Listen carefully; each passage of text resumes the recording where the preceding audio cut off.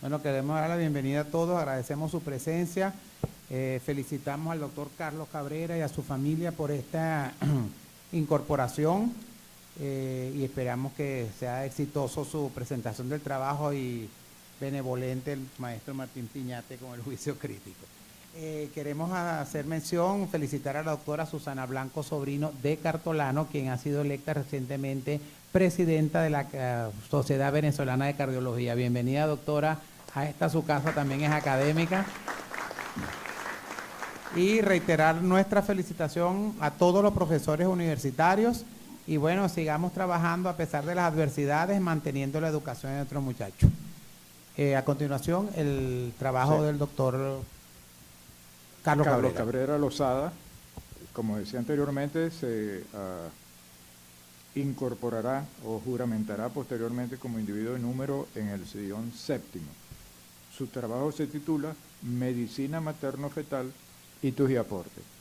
Le ruego, señor presidente, nombrar a los académicos que acompañarán al doctor Cabrera al podio. Designamos a la doctora Enriqueta Sileo Yusefi y al doctor Marco Sorgui para acompañar al doctor Cabrera al presidium o al podio para su presentación.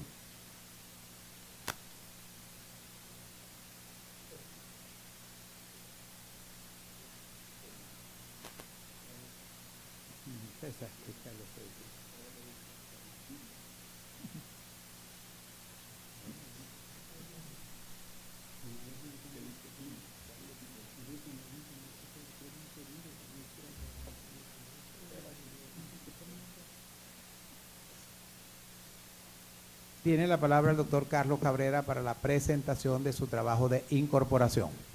Muchas gracias, señor presidente, señor secretario, por el derecho de palabra y la oportunidad. Y recordar cosas. Hace 5 años exactamente di mi primera conferencia aquí en la Academia Nacional de Medicina. Lo primero es declarar que no tengo conflicto de intereses, no usé la inteligencia artificial para hacer el trabajo y expresar el profundo agradecimiento a la Academia por esta aceptación. La incorporación se va a basar en principio de una conversación que tuve hace 15 días con el doctor Rafael Musi Mendoza. En esa conversación, en los pasillos del Palacio, estábamos reflexionando y la gran reflexión era que en esta etapa de la vida son los alumnos, son las enseñanzas que uno deja y ese recuerdo inmenso, doctor, me motivó a que yo empezara esta conferencia, este trabajo, recordando esa conversación que tuvimos.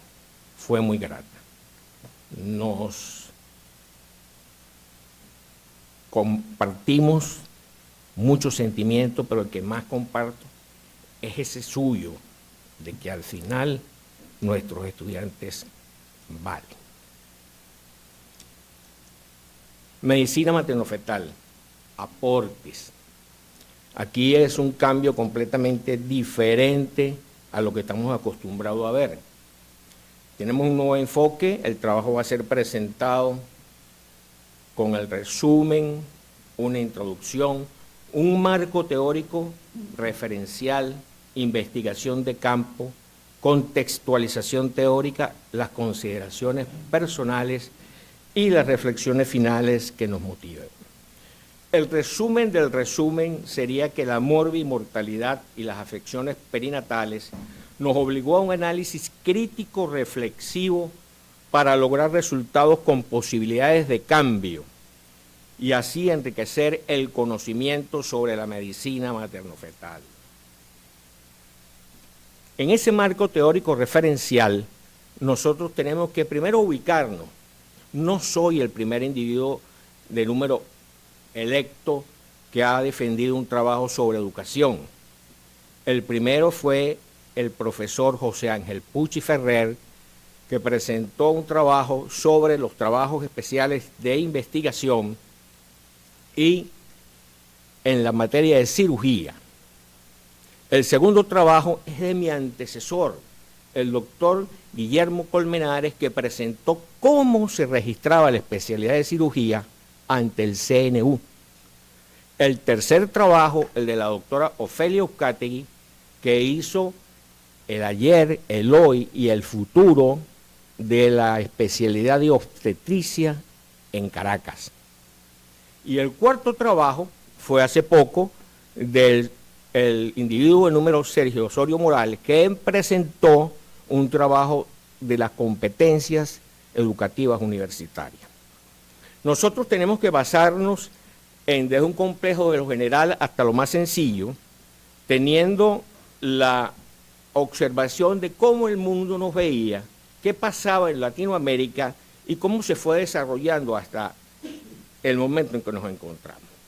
Para eso tenemos que evaluar antecedentes históricos. La delimitación es medicina materno-fetal en la maternidad Concepción Palacio.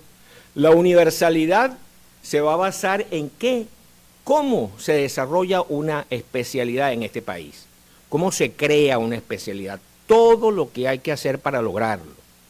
La pertinencia, la universidad nos está pidiendo una modificación curricular en base a competencias. Este programa, cuando lo hicimos en el 2013, ya lo hicimos por competencia. Y la justificación, que a las nuevas, al comité académico del curso tendrá que ajustar con pequeños cambios el programa porque todo cambia a través de los años. Los invito a compartir entonces conmigo esta experiencia y vamos a basarnos en la historia. Y lo primero que tenemos que hablar es que en el 1967 al 70 se crea el CLAP, pero el CLAP de nosotros, de los médicos, que es el Centro Latinoamericano de Perinatología, no es el otro CLAP. El doctor Caldero Barcia se entusiasma y él en Uruguay, él estudia con mucha vehemencia la fisiología uterina y fetal y es considerado de los pioneros de la perinatología. Este doctor simple se enseñaba a medir la altura uterina, la circunferencia abdominal, tomar la tensión y el peso, y con eso logró controlar muchísimas cosas que preocupaban como era la muerte. Recuerden que aquí las pacientes parían normales. Uno tenemos que partir del inicio de que pareciera hoy en día que el embarazo es una enfermedad que se cura con una operación que se llama cesárea, y no es así. En 1969, el doctor Efraín Inaudi Bolívar se entrena ahí en ese CLAP, y él se preocupa por los cuidados de la madre, el feto y el recién nacido, y dura un año en esa formación. En el 76 entrena a 8 obstetras, en el 77 incorpora un laboratorio a una unidad, y en el 79 se suma como docente a la unidad de perinatología de la Universidad de Carabobo. En el 81 gradúa la primera promoción de perinatólogos en la Universidad de Carabobo. Es considerado el padre de la perinatología en Venezuela.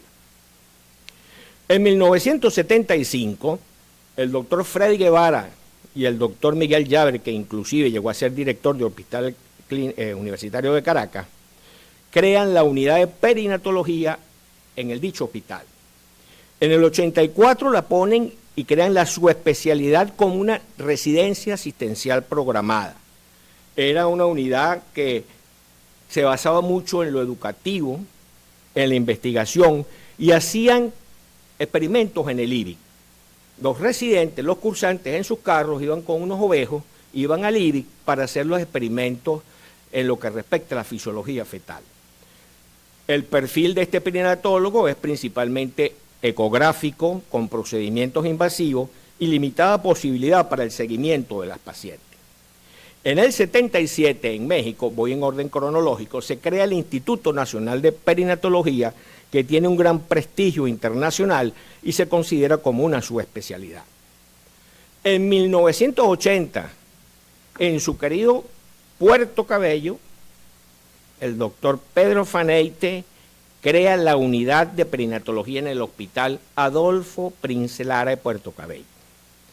Él adapta para Venezuela la clasificación e identificación de riesgo perinatal diseñada por Nesbitt y Aubry en 1967 y que fue modificada por Ruiz en el 79. Él realiza en el CLA la subespecialidad de perinatología en 1983.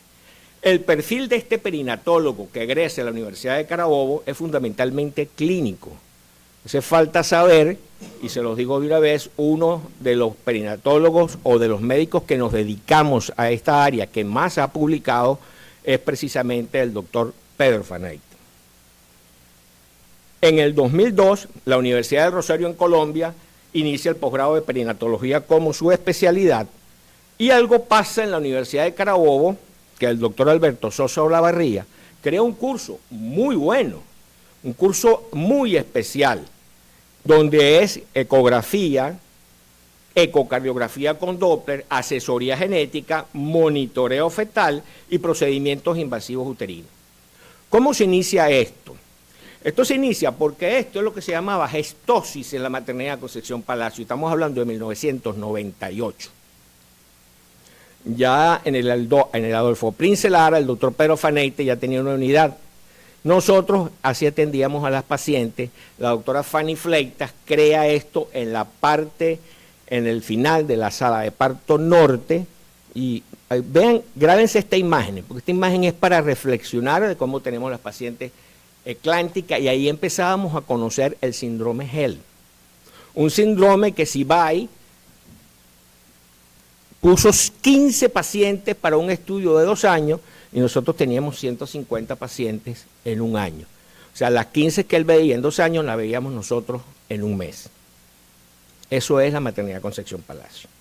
Siguiendo con la secuencia que debe tener el trabajo, pasamos ahora a la investigación de campo. La metodología que empleamos para hacer el trabajo, que le va a extrañar la forma del trabajo, tiene una raíz epistémica en el análisis crítico reflexivo.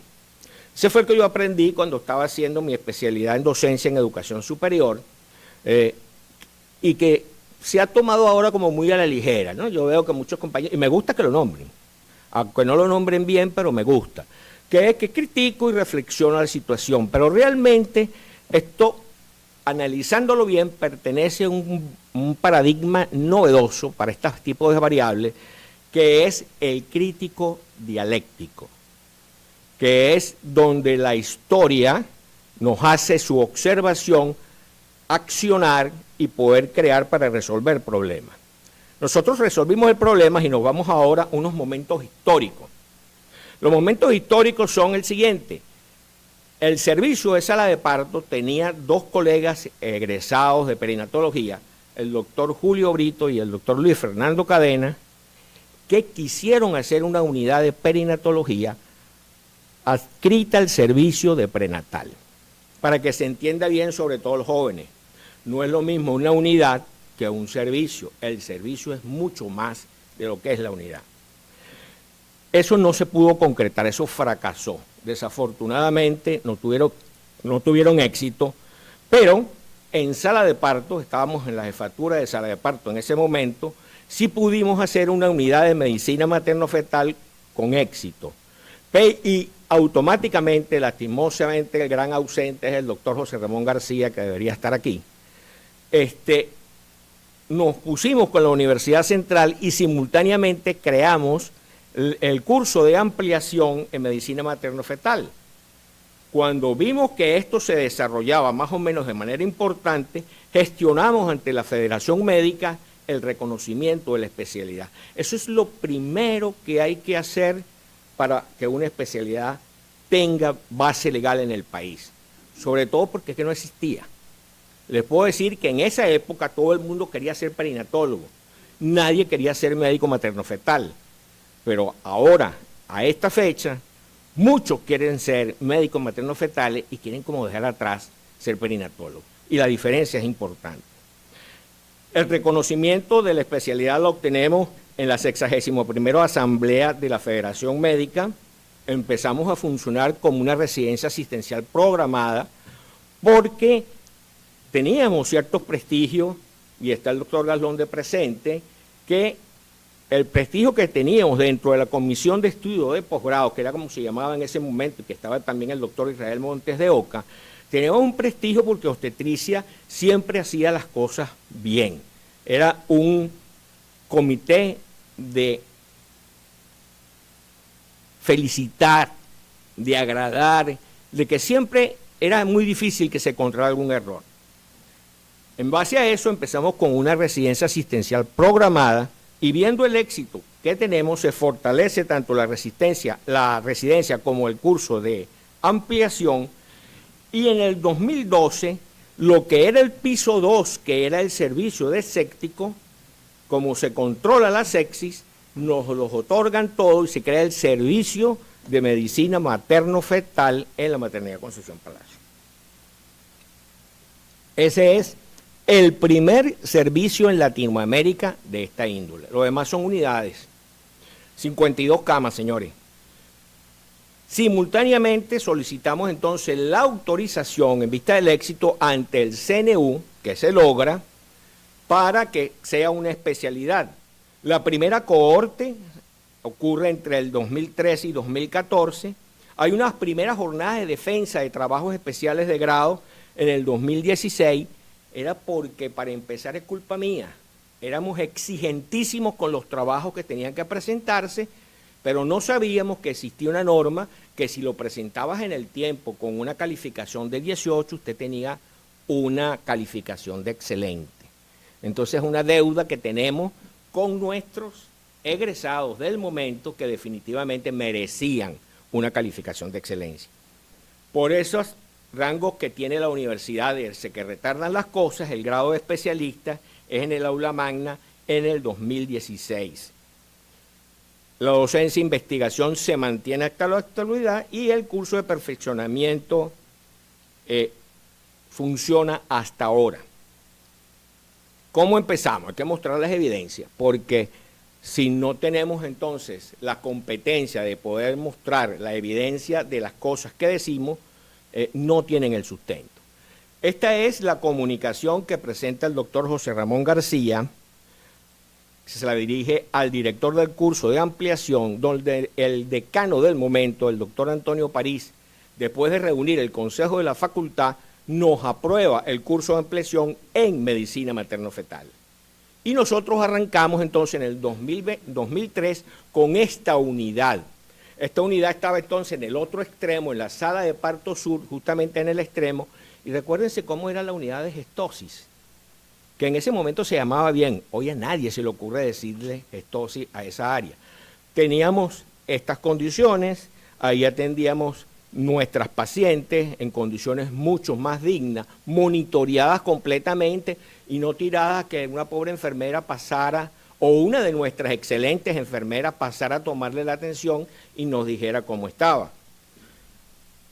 Ese curso de ampliación produjo 85 egresados. 85 egresados que produjeron 85 trabajos de investigación que uno que otro se logró o presentar en un congreso o publicar, porque esa era una de las condiciones para poder obtener el certificado universitario. La Federación Médica. Resulta que cuando planteamos que nos reconocieran la especialidad, hubo otras dos peticiones que fueron la de perinatología y medicina perinatal.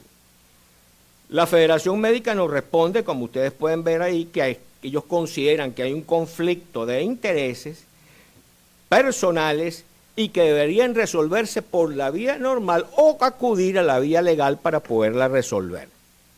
Porque ellos pensaban de que esto era parecido, que eran el mismo fin y que ellos no iban a polemizar sobre este asunto. Nosotros intentamos, fuimos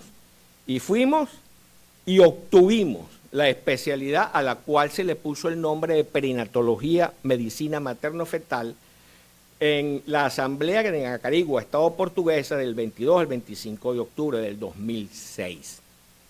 Teníamos los votos. Muchos habían sido alumnos nuestros y nosotros, en respeto a los 17 años que tenía la perinatología en el clínico universitario, decidimos que se pusiera perinatología, punto, medicina materno-fetal, en vista de que la conciliación no se había permitido. Se muestra esta evidencia. Esta evidencia, vamos a los detalles. Se tiene que el 18 de abril del 2007 le dirigen al director del curso de especialización, que era una residencia asistencial programada, perinatología, punto, medicina materno-fetal, nos otorgan la especialidad a nosotros. Y entonces el archivo que aparece en la Federación Médica es a nosotros, los de la Maternidad Concepción Palacio, que nos corresponde haber creado esta especialidad.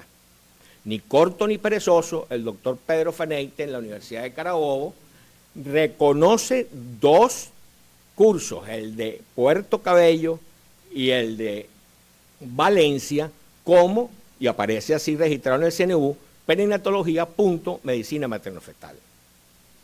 Nosotros en esa residencia que empezamos, pudimos hacerla, tuvimos 38 egresados. Fuimos probando para saber si nosotros nos encajonábamos entonces a meternos al reconocimiento por la Universidad Central de Venezuela. Tuvimos bastantes cursantes en esa residencia, 38 egresados con 38 trabajos que se publicaron y que sirvieron de mucho para el servicio. Y hasta que obtuvimos la aprobación del CNU, donde la Salia Villegas le comunica a la ciudadana rectora que ha sido aprobado el curso de especialización, el programa de especialización en medicina materno-fetal. La pregunta es, ¿y qué pasó con perinatología? El análisis que se hizo en la gerencia general de posgrado de la Universidad Central de Venezuela nos llamó, revisaron todos los papeles. Ahí estaba la licenciada Belkin Mejía, y entonces dentro de los papeles encontró, pero es que usted es el que ha publicado, ¿sí? Las publicaciones de medicina materno-fetal son mías. Y entonces el doctor Alberto Fernández, quien era el gerente general aquí hoy presente, me llamó y me dijo, esto de perinatología está de más. ¿Usted tiene algún inconveniente en que esto se llame medicina materno-fetal solo? Y yo le dije, la universidad sí es sabia. Usted ha reparado lo que no pudo reparar ni la Federación Médica, ni lo que pudo reparar más nadie. Y eso nos da el gran resultado que nuestro programa es el único que aparece como medicina materno-fetal en el portal del CNU y el que aparece en Gaceta Oficial. Usted va a decir, Cabrera, pero ¿qué pasa con este enredo que existe? Este enredo se resuelve con este gráfico.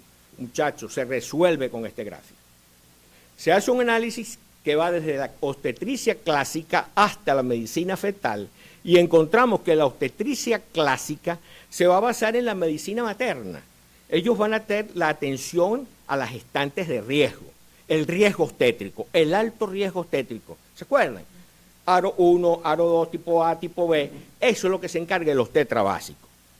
El tamizaje de la medicina fetal para diagnóstico y tratamiento de riesgo fetal es lo que es el campo de la perinatología, que se va un poco más allá con la neonatología.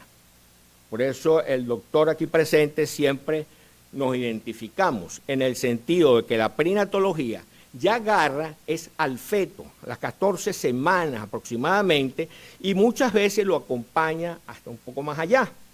La medicina materno-fetal no. La medicina materno-fetal se ve desde la etapa preconcepcional, porque a nosotros nos interesa conocer a la paciente desde antes que se embarace, y no pensamos en el primer embarazo. Así que nosotros vemos embarazos de pacientes complicadas, pacientes con diabetes, pacientes con trastornos hipertensivos, inmunomediada, tromboembolismo. Ustedes no tienen idea de lo que nosotros hemos tratado en nuestro servicio. Y la gran consideración es que se toma al feto como paciente. Este cuadro debe ser ahora de aprendizaje para siempre para los cursantes de medicina materno-fetal. ¿De dónde encontré este cuadro? Lo encontré reciente. Este cuadro pertenece al trabajo de incorporación del doctor Pedro Faneite al sillón 20 en el 2015. Ahí tienen cómo pudo definir exactamente los límites de lo que son 3 especialidades diferentes, con una cosa importante. Medicina materno-fetal no pertenece al departamento de obstetricia. Medicina materno-fetal pertenece al 5º departamento. Por eso que no podemos hacer un comité académico de disciplina, porque la disciplina de nosotros se va más allá, porque no escribimos como los obstetras, escribimos como los internistas. Son los internistas de la mujer embarazada, de la gestante, perdón.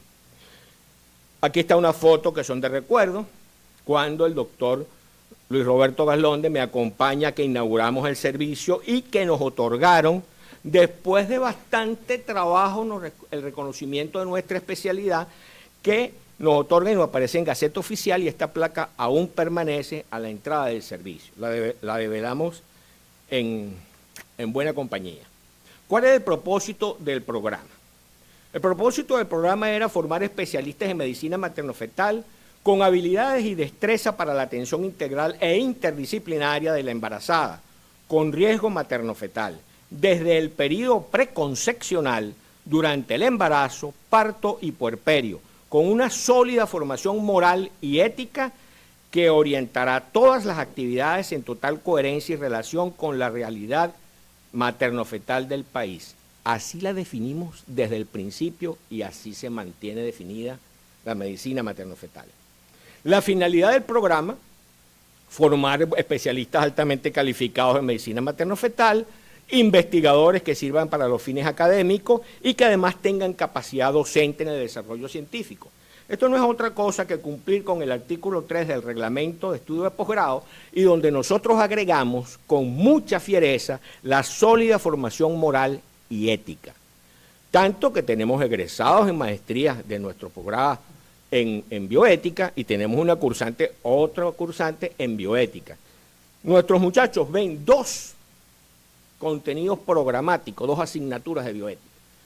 Una con un crédito y la otra, la segunda, con 2 créditos. ¿Por qué? Porque los que se acuerdan de la maternidad Concepción Palacio, la paciente de la cama 4, la del cubículo 14, eso se acabó en medicina materno-fetal.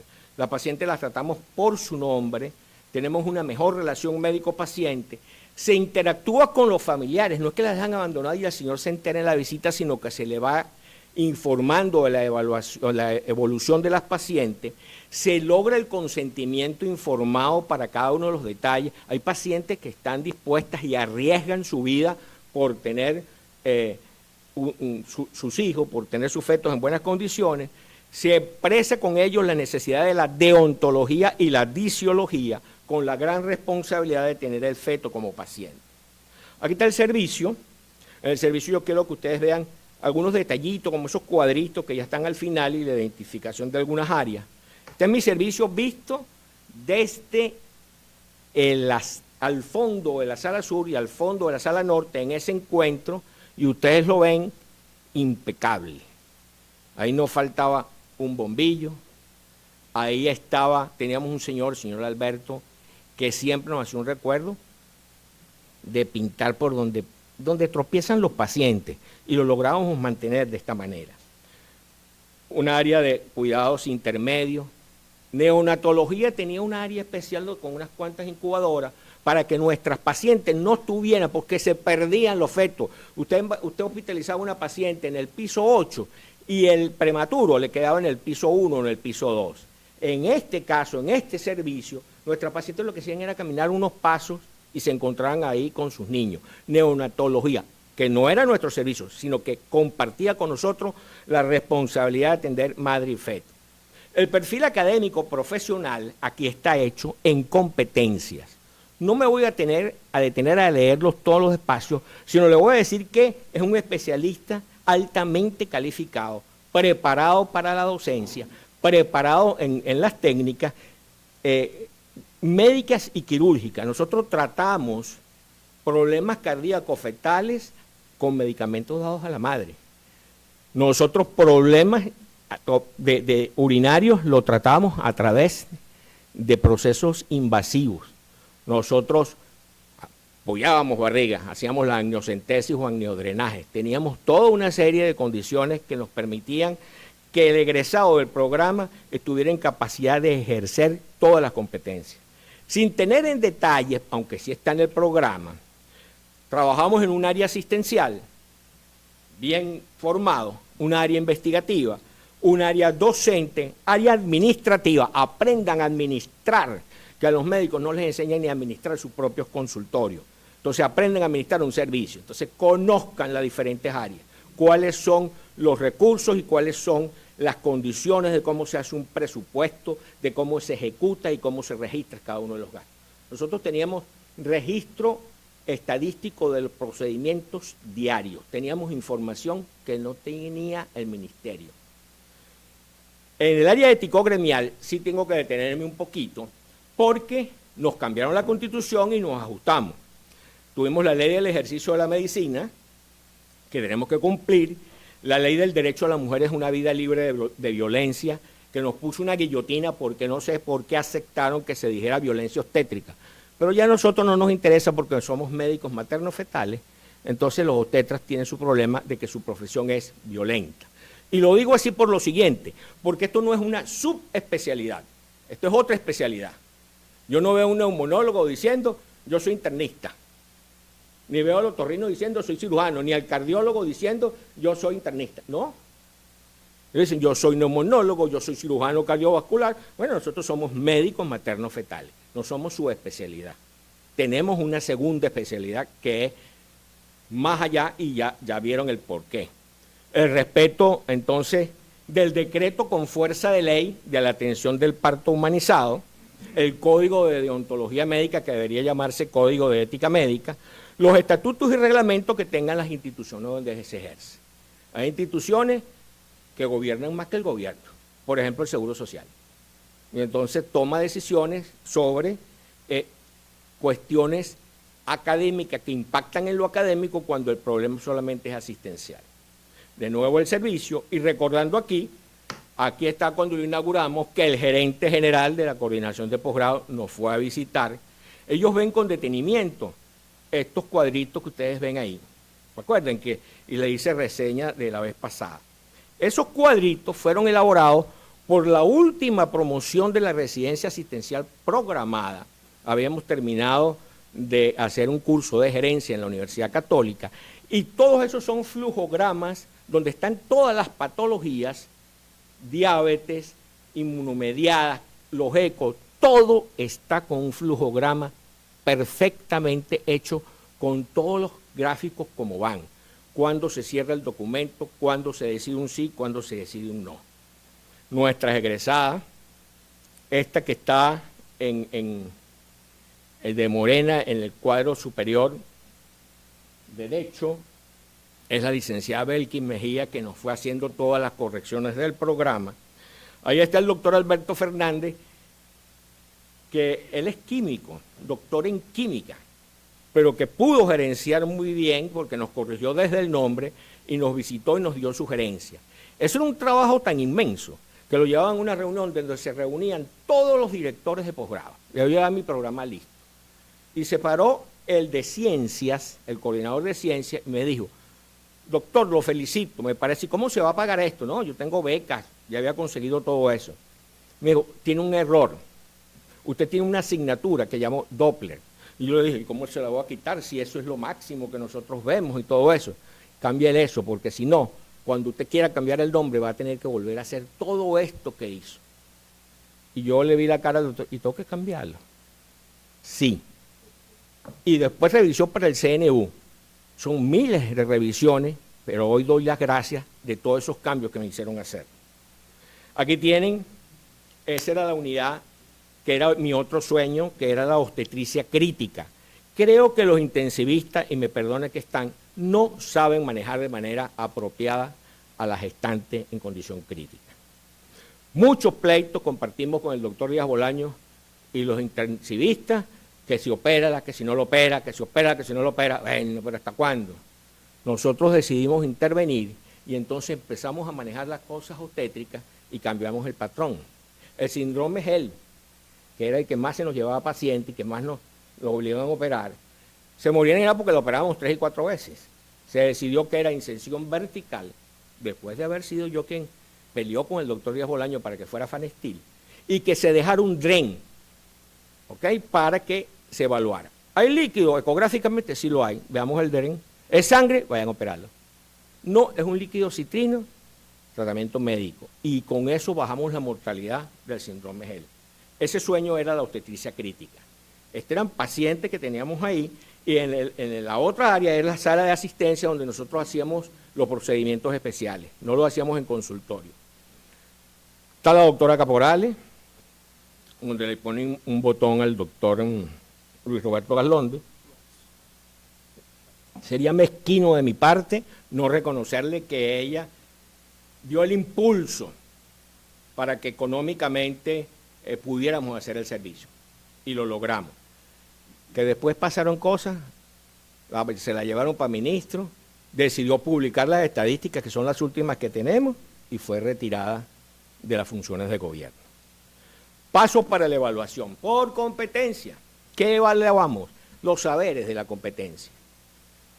¿Para qué evaluar? Para formar y valorar la idoneidad. ¿Con qué criterio? Con los logros esperados de la competencia. ¿Con qué prueba? Las evidencias concretas del aprendizaje, que las vamos a valorar por este nivel. Este programa dura 2 años. Tiene un nivel inicial que es donde el muchacho necesita ayuda. Pero yo siempre se los digo cuando terminaba mis clases de bioética, en abril ya ustedes son otros. En abril ya no son los mismos. Ahorita en enero nos van a llegar unos cuantos. En abril ya no son los mismos que eran. Evolucionan, y el que no está, se va solo. Y evaluamos con unos criterios tal, ese programa lo diseñamos de una manera tal que si alguien quiere votar un residente porque no le gustó, no puede. Y si quiere aprobarlo porque es amigo y está mal, no puede. Porque tiene unas ponderancias de capacidad donde se les valora desde cómo van vestidos hasta se les valora cómo atienden los pacientes, cómo es la relación y cuáles son los logros alcanzados. Después entonces pasa ese nivel donde requiere menos apoyo. Cuando salen es un nivel avanzado, se desempeñan solitos, y hay unos que sobrepasan, que es el nivel donde la creatividad y la innovación es importante. De especialistas universitarios, tenemos 78 egresados que produjeron 46 trabajos especiales de grado. Esos muchachos antes nosotros permitíamos que se hicieran 2 trabajos, 2 cursantes por trabajo, ahora no, porque el reglamento de la universidad dice que es un trabajo, y que si es de mucha complejidad, entonces que lo hagan entre 2. Y con eso evitamos lo que yo siempre llamo el sudadito y el aguantadito. El que suda trabajando y el que se aguanta al lado del otro para pasar. El perfeccionamiento perinatal, que hubo un cambio, porque le llamábamos curso de ampliación en medicina materno-fetal, pero es que empezamos así. Pero hay una norma universitaria, que siempre hay que revisarla, que dice que un curso de ampliación no puede llamarse como se llama una especialidad. Entonces, lo cambiamos y le pusimos curso de perfeccionamiento en medicina perinatal. De esto hemos tenido 8 egresados porque es difícil poder entender el proceso. Pero ahora les va a servir de mucho, porque como si salen raspados no entran en el posgrado, entonces pueden aplicar este curso, se perfeccionan y pueden entonces después aplicar. Lo único que sería con 1 año más.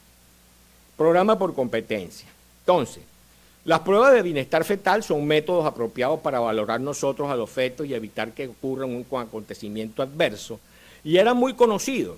Siempre se trabajó con la frecuencia cardíaca fetal, la percepción de los movimientos por la madre, el índice del líquido amniótico, el monitoreo fetal estresante y no estresante, el perfil biofísico que complementaba con movimientos respiratorios, movimientos fetales, el tono fetal, el líquido amniótico, y con medicina materno-fetal empiezan entonces otras características que son la ecografía, que depende mucho de nosotros, donde hacemos las biometrías, y definitivamente también el uso del Doppler para conocer el bienestar de cómo está ese feto.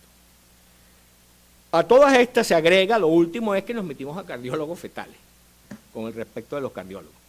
Entonces, se tiene un remodelado cardíaco donde el engrosamiento, para ponerlo sencillo, el engrosamiento del tabique y el engrosamiento de la pared del ventrículo derecho nos da una medida y nos dice si hay un compromiso. ¿Por qué? Porque se forza el músculo cardíaco, se hipertrofia y empieza a producir cosas que ya nosotros interpretamos como muy premonitorias de una muerte fetal. Así lo vemos en el eco. Ahí lo tiene. Cómo nosotros ecográficamente podemos ver el corazón normal, el ápex está hacia arriba, y cómo están engrosadas ahí las paredes. Cuando empezamos medicina materno-fetal, siempre nos discutían los pediatras, no, que las malformaciones congénitas pueden ser diagnosticadas después de las 16, 17 semanas. Nosotros no, a las 7. Y la prueba es esto, fíjense, esto es un embarazo, una gestación pequeña, y uno de mis muchachos me mandó un 5D, que ya lo tenemos, y miren qué belleza de estructura. Ustedes me van a decir a mí que un feto anencéfalo o un feto con un problema en miembros o algo no se va a visualizar con esta tecnología que nosotros estamos manejando. El perfil, así como el perfil académico profesional basado en competencias nos ha brindado gran valor para nosotros, tenemos que el perfil del feto nos dice muchísimo.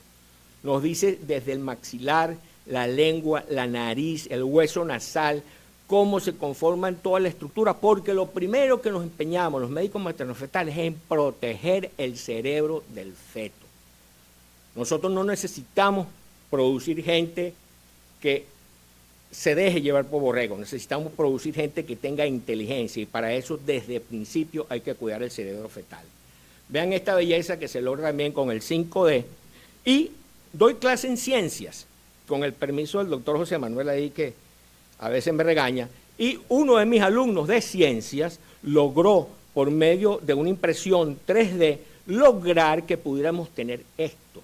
Ahora podemos tener en la mano, como las máscaras mortuorias, podemos tener de nuestro feto una impresión en 3D. Made in Venezuela, Made in Facultad de Ciencias.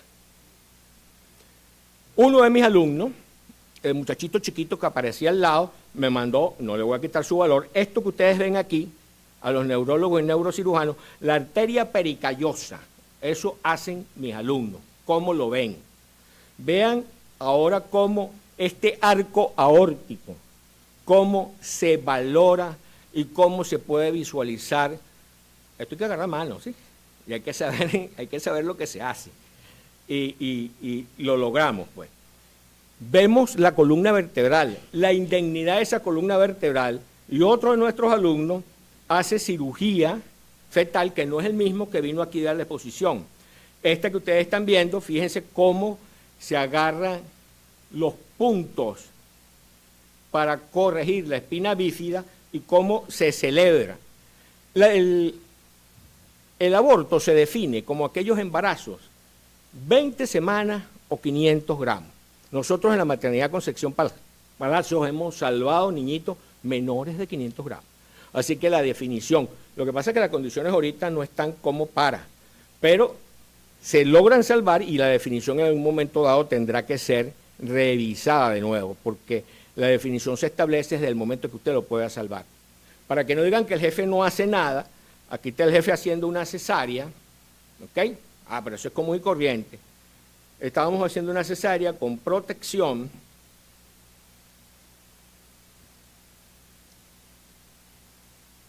Se extrae el feto, y el feto ya teníamos diagnosticado que venía con esto que está aquí, que es una gastrosquisis.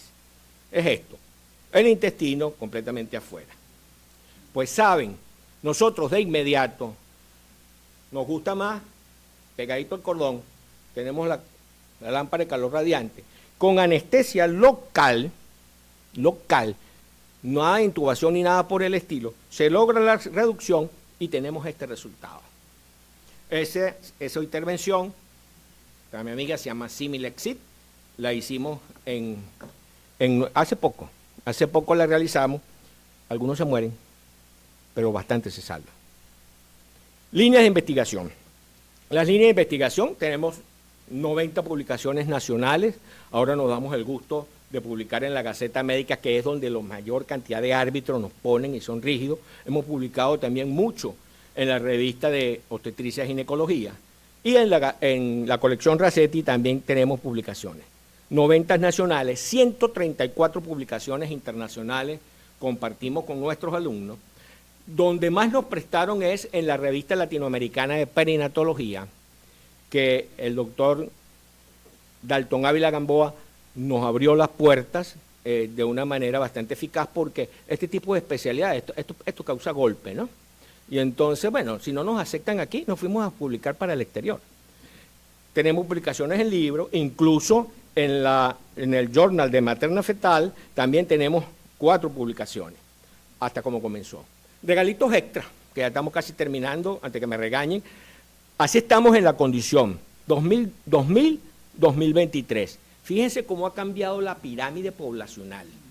Esta es la mayor prueba de cuántos se han ido, de cómo los niñitos se están quedando abandonados, de cómo la gente ha restringido tener hijos, y la población que estamos quedando es la pirámide de arriba, que somos lo que somos de la Academia Nacional de Medicina.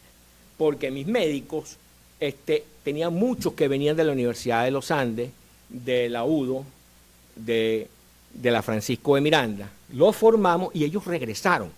Entonces había en Barina, en portugués, era impresionante donde teníamos alumnos. Se me fueron, están en el exterior y todos trabajando, ninguno pasando trabajo, todos ejerciendo la especialidad de medicina materno-fetal, que es la que les gusta, porque en otras partes de Sudamérica sobre todo no tienen buenos manejadores de ecografía o que logren resolver. El Similac-SIT, esa operación que ustedes vieron ahí, en Ecuador la hay como monte, y tenemos un alumno allá, Luis Simón Páez, que hace alrededor de 5 o 6 mensual, porque allá esas malformaciones están. Les regalo esto, recuerden que los datos estábamos la mortalidad materna hasta el 2016, bueno, hasta el 2020, ya vamos 200 y pico. Trabajo especial, la mortalidad materna, estoy con Sección Palacio, fíjense cómo en el 2022 subimos a la escandalosa cifra oficial nuestra, está publicada, de 435,52 por cada 100.000 recién nacidos vivos. Y la mortalidad neonatal, que fue un misterio.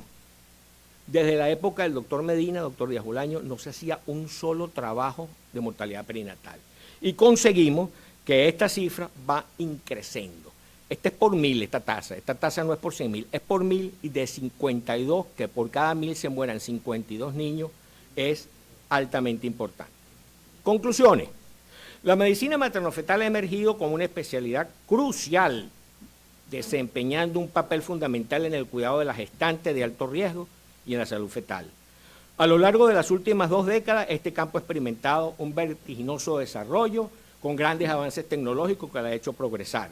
El programa de especialización de medicina materno-fetal, como es el que se ofrece en la Universidad Central de Venezuela, ha sido un pilar esencial en la formación de profesionales competentes.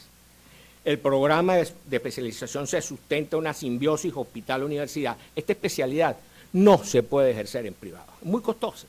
Esta especialidad hay que ejercerla en hospitales que tengan y que pongan fuerza económica y que los directores tengan conciencia de lo que hay que considerar en la población gestante.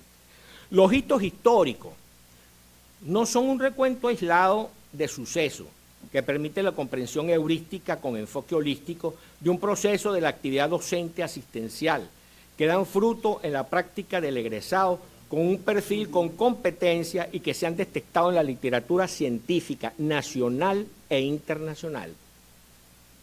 Los especialistas en medicina materno-fetal han dominado técnicas avanzadas de diagnóstico prenatal con imagenología, permitiendo la detección temprana de anomalías fetales y la toma de decisiones informadas.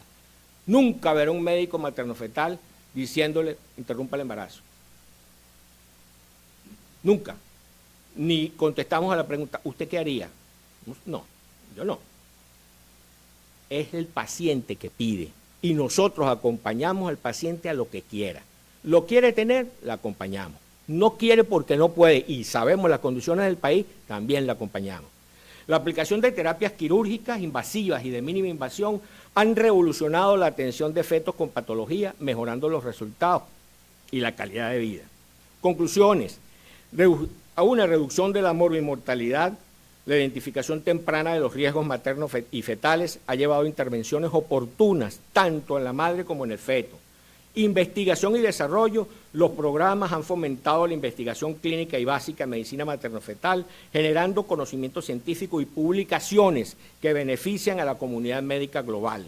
La colaboración multidisciplinaria ha dado lugar a innovaciones en técnicas quirúrgicas, terapias farmacológicas y cuidado prenatal. Reflexiones finales.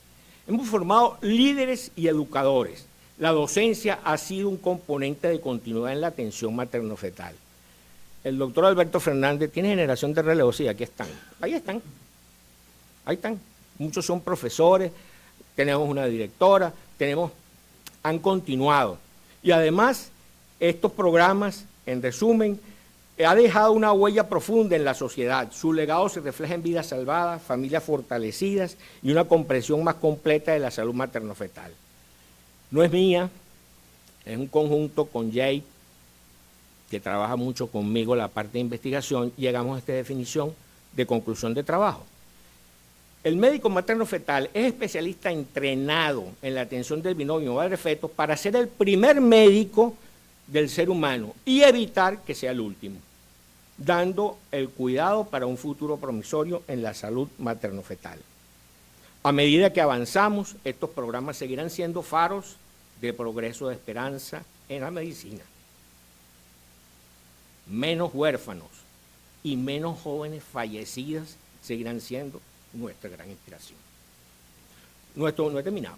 Nuestros muchachos hacen jornadas, calladitos, no cobramos costos escandalosos, como de congresos, de grandes sociedades, tenemos la sociedad humildemente, pero ellos hacen una jornada, aparte de la presentación de los TEC, hacen una jornada y ellos son medicina materno-fetal.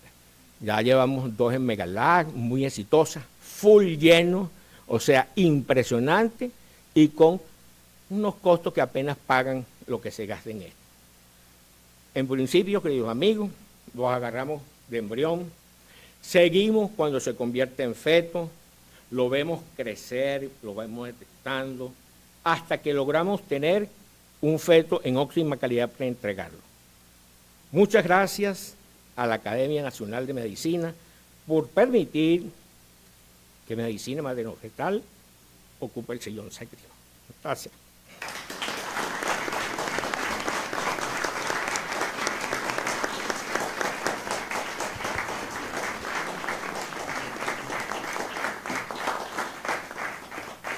Muchísimas gracias, doctor Carlos Cabrera. Aunque no hay comentarios ni preguntas, me permito en nombre de la Academia felicitarlo por su excelente exposición. Señor secretario. Sí. A continuación,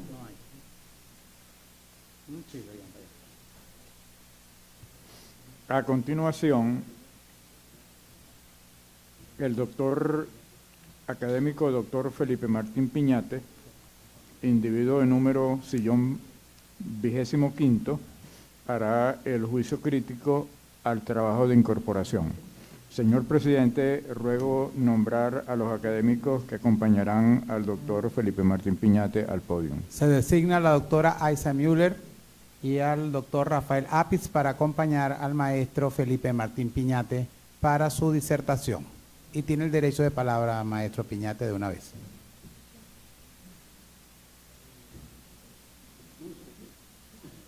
Buen día para todos. Comienzo mi intervención agradeciendo al señor presidente y demás miembros de la Junta Directiva la asignación que han hecho en mi persona para hacer juicio crítico de este extraordinario trabajo. Trabajo que realmente hay que disfrutarlo, pero leyéndolo desde la A hasta la Z. Por tanto, les sugiero, queridos amigos, que esperen la publicación de este trabajo, porque lo que ha expuesto el doctor Cabrera es un modesto resumen. Y lo que voy a exponer yo, pues, una microexpresión de él. Quiero decirle a ustedes que el doctor Carlos Cabrera Lozada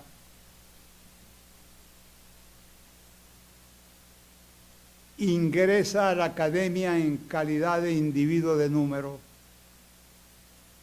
con un trabajo producto de su observación profesional,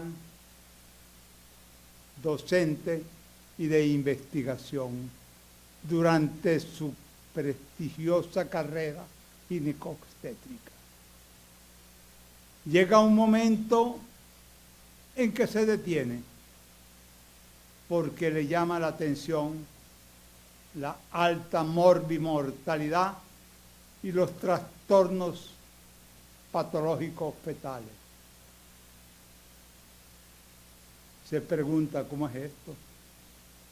Esto no puede seguir así. Reflexiona y se dice, tenemos que hacer un esfuerzo. Entonces piensa, de acuerdo con su estilo de pensamiento y de la manera como concibe el problema, en la posibilidad de abordar este problema a través de un enfoque crítico dialéctico que tiene su base, su raíz epistemológica en la teoría crítica de Frankfurt.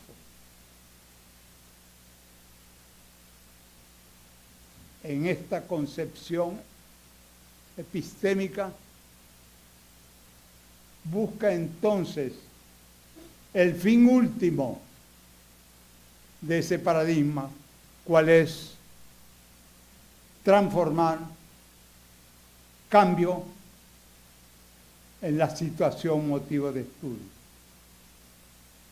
Lo hace a través de un lenguaje cualitativo y los resultados los logra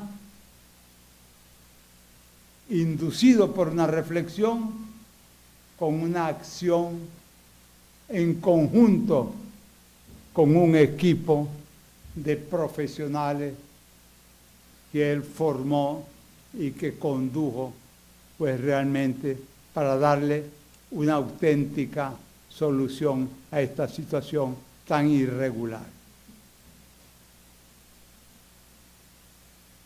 Quiero decirles que esta investigación se ubica en la dimensión sistémica de la ciencia, modelo biopsicosocial reflexivo, holismo. Y quiero aprovechar la ocasión para señalar que es una concepción distinta, como el propio Cabrera lo dijo al comienzo, una concepción distinta a la manera de hacer ciencia entre nosotros. Estamos acostumbrados a utilizar el enfoque crítico, analítico, producto, herencia de Descartes y Newton, lo que tiene su base epistemológica en el positivismo, primero clásico y después lógico, pero positivismo en fin. Es una apreciación, una percepción reduccionista, determinista de la investigación científica, donde el sujeto investigador no se puede separar del objeto investigado. El sujeto investigador está condenado a señalar lo que digan las cifras.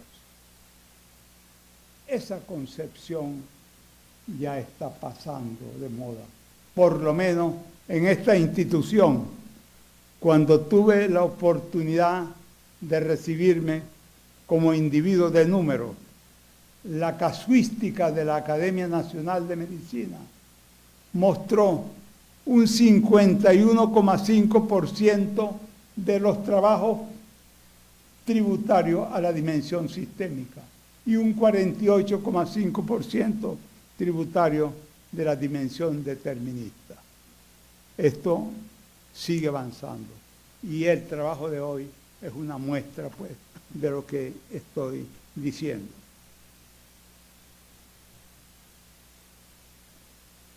El sujeto investigador, en su ir y venir, desde su inicio, presenta como propósito cambiar, transformar la realidad de estudio en una realidad tal como la planteó la teoría crítica de Frankfurt. Debo recordar que en el enfoque crítico y dialéctico es una consecuencia de una reflexión social, y bien lo dijo él al final de su trabajo. Este es un trabajo de índole social, de la esfera social, y eso es una gran verdad. Es una reflexión social sobre una realidad irregular para transformarla y romper con los mitos del conocimiento fundamentalista y las condiciones sociales que restringen valores, intereses y acciones. Busca cambiar el mundo reinante para transformar prácticas. Es un estudio de validez consensual y él lo logró con sus alumnos y con el personal que trabajó en conjunto. Utiliza herramientas teóricas prácticas para permitir los cambios, interactuar con ellos, tal como lo ha hecho Carlos Cabrera en su papel de investigador. Por esta razón, este modo es llamado también paradigma de la praxis. Investigación, acción participativa, en la cual se construye nueva realidad de modo científico. El grupo creador de este paradigma está formado por Jürgen Habermas, que me corrija la doctora Bafi si lo pronuncié bien, producto del idealismo alemán. Viene de la escuela de Kant, de Hegel, de Carlos Marx, etcétera, etcétera. Pero fue un extraordinario filósofo, antropólogo y sociólogo. Y es realmente quien transforma la teoría crítica en una teoría accesible a los tiempos modernos. También utiliza una simbiosis de gran utilidad en la investigación científica. Utiliza la racionalidad interpretativa de Husserl, contemporáneo de él, con la racionalidad que produce la efectividad del trabajo. Y ahí crea una simbiosis teórica, que es la teoría crítica moderna. Se hizo acompañar de otras figuras también del idealismo alemán. Teodoro Adorno, Teodoro Ludwig Adorno, más también alemán, más extremista que cualquier otro. Era también filósofo, sociólogo y musicólogo.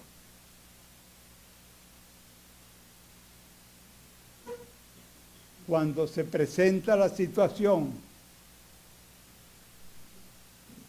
del nazismo a partir del año de 1932, él con el resto del grupo se dan cuenta que va a ser difícil la sobrevivencia al lado de Hitler. Se va a Oxford, después se va a los Estados Unidos, se va a la Universidad de Columbia y después va a la Universidad de California. Luego regresa después al final de la Segunda Guerra Mundial. Se reintegra a la escuela de Frankfurt, pero ya con ideas transformadas. Ya era otro personajes. También debo recordar a Max Horkheimer, judío alemán, brillante, un gran trabajador de la misma escuela. También corrió la misma suerte, pero se destacó sobre todo en la Universidad de California y fue receptor de sus restantes compañeros. Herbert Marcuse, alemán, de la misma cepa, pero se encontró con el filósofo más destacado de Alemania para aquel entonces, Martin Heidegger. Martin Heidegger dominaba la filosofía, la sociología y la antropología de los años 20 y 30. Cuando se presenta la situación después del año 32, Marcuse se da cuenta que es imposible convivir con Heidegger, porque Heidegger era el gran aliento, el gran director de orquesta de Hitler. También se espanta y se va a los Estados Unidos. Sus compañeros lo reciben en Columbia y después en California. Allí transforma su mente y hace un movimiento extraordinario con la juventud. Casi se hace precursor de la globalización. También precursor del feminismo.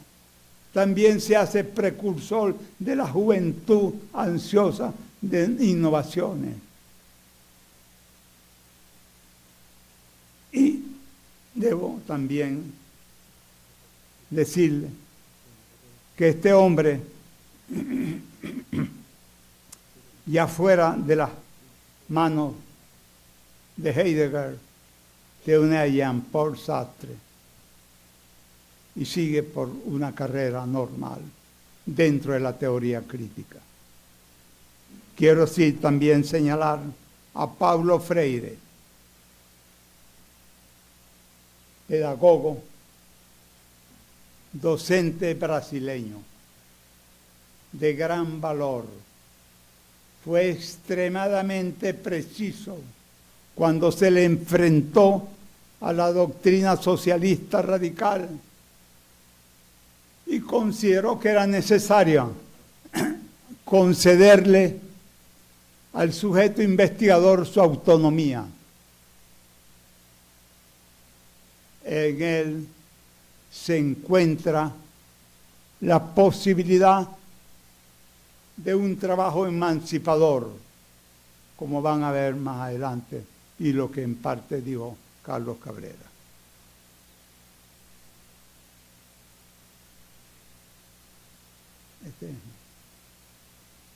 En el inicio de su trabajo, el autor se define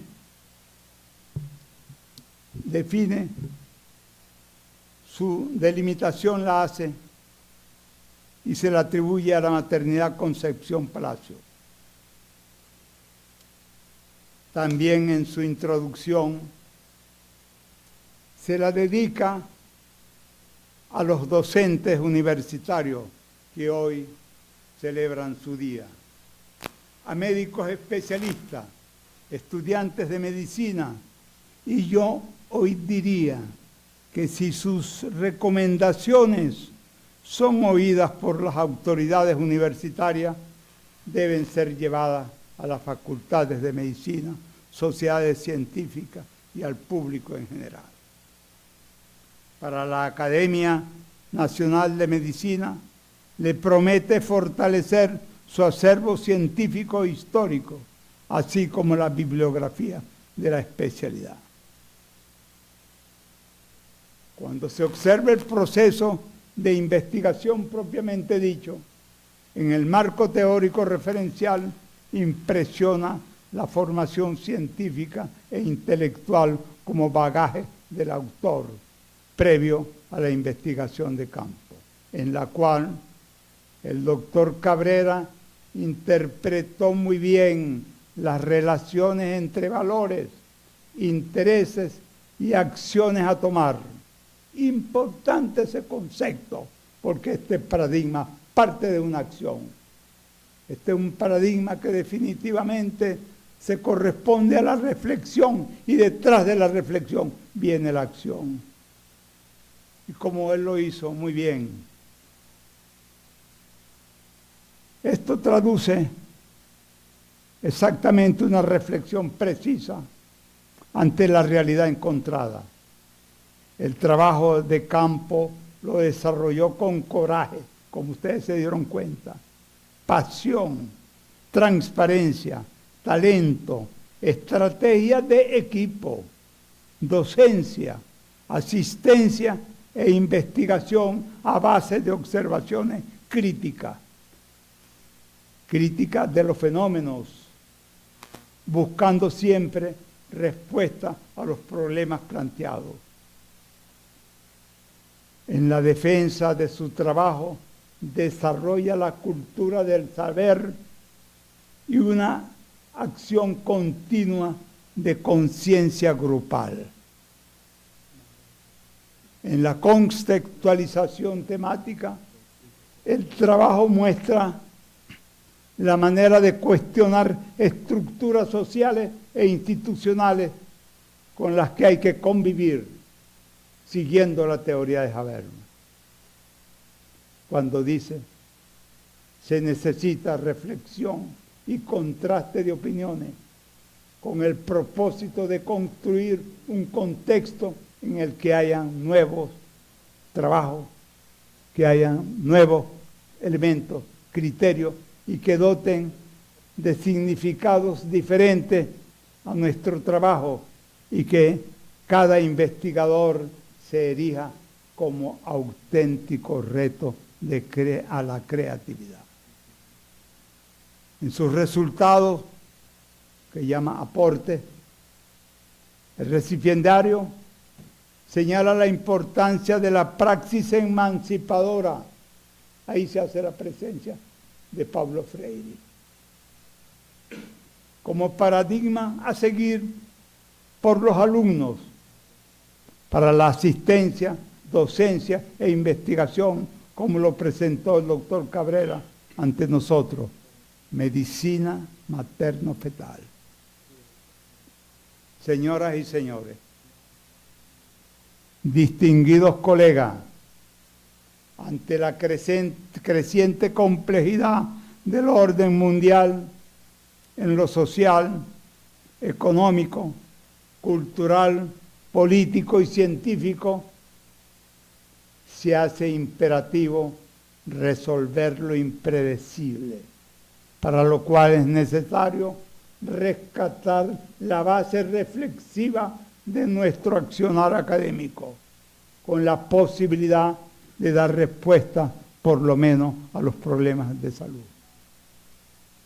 Estimados colegas, el doctor Carlos Cabrera ha optado al sillón séptimo de la Academia Nacional de Medicina, presentando títulos legítimos, cumpliendo con la estricta exigencia de la ley orgánica, estatutos y reglamentos de nuestra corporación. Lo ha hecho con dedicación absoluta, devoción, como ha mostrado en su excelente investigación, la cual se hace meritoria de una monografía titulada Aportes de Medicina Materno-Fetal, síntesis de la calidad científica, humana, intelectual y moral del doctor Carlos Cabrera para la Academia Nacional de Medicina. Señor Presidente, bajo mi completa responsabilidad, acudo ante su competente jerarquía para que se le otorgue el título de individuo de número al doctor, profesor, PhD, Carlos Cabrera Lozada, para ocupar el sillón séptimo. A ustedes, gracias por la atención.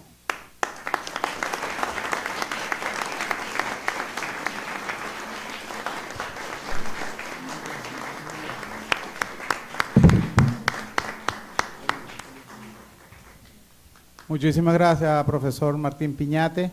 Atendiendo a sus sugerencias y una vez conocido el trabajo del doctor Carlos Cabrera, sea usted bienvenido al sillón número 7 para que de ahora en adelante forme oficialmente parte del cuerpo académico de individuo de número de nuestra docta Academia Nacional de Medicina.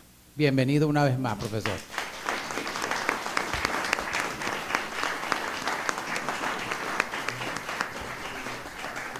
Señor secretario, el doctor Cabrera pidió 3 minutos para dirigirse a todos nosotros. Adelante, doctor Cabrera, tiene derecho a palabra. Ahora va solito.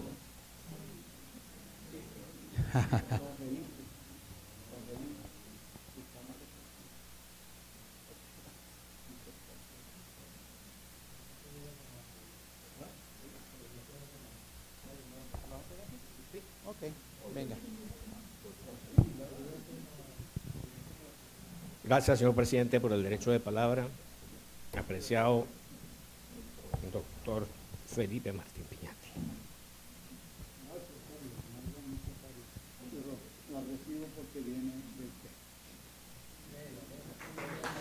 No, el detalle es que me tocó el más rudo de los individuos de número para el juicio crítico. Ya va.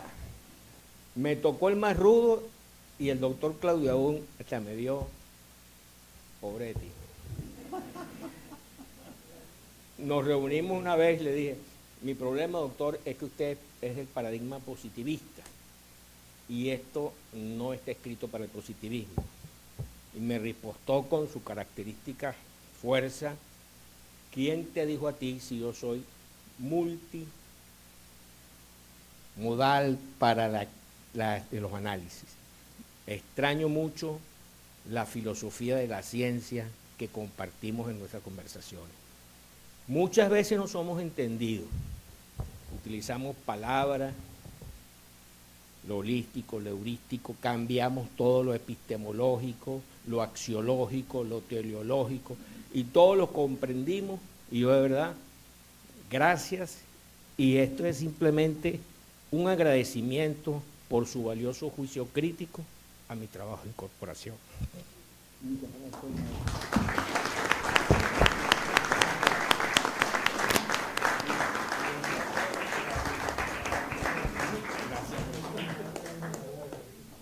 Señor secretario, sírvase a informar si se ha cumplido la agenda del día.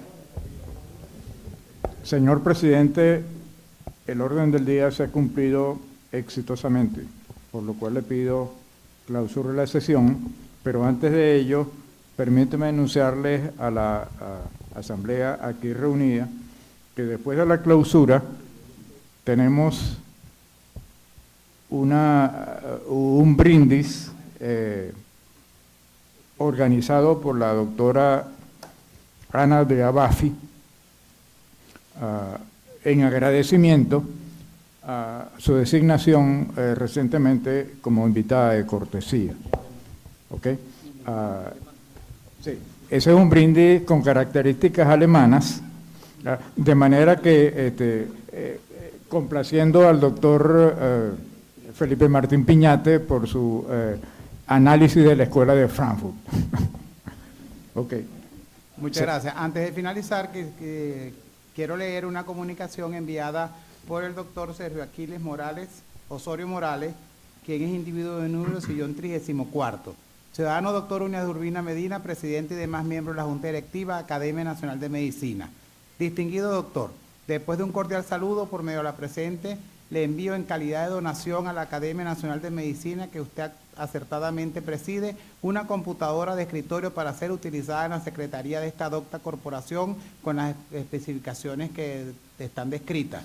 Esta comunicación la realizo para dejar constancia del cumplimiento de mi palabra del día jueves 28 de noviembre durante la Asamblea de la Academia y solicito por favor que se comunique en la próxima Asamblea la donación de dicho equipo, siempre atentos a que la Academia tenga las mejores condiciones para seguir laborando y cumpliendo sus funciones. Me despido, doctor Sergio Aquiles Osorio Morales. Muchísimas gracias, doctor Osorio, que debe estar conectado por Zoom. En vista de lo cual se declara cerrada la sesión. Muchísimas gracias por su asistencia.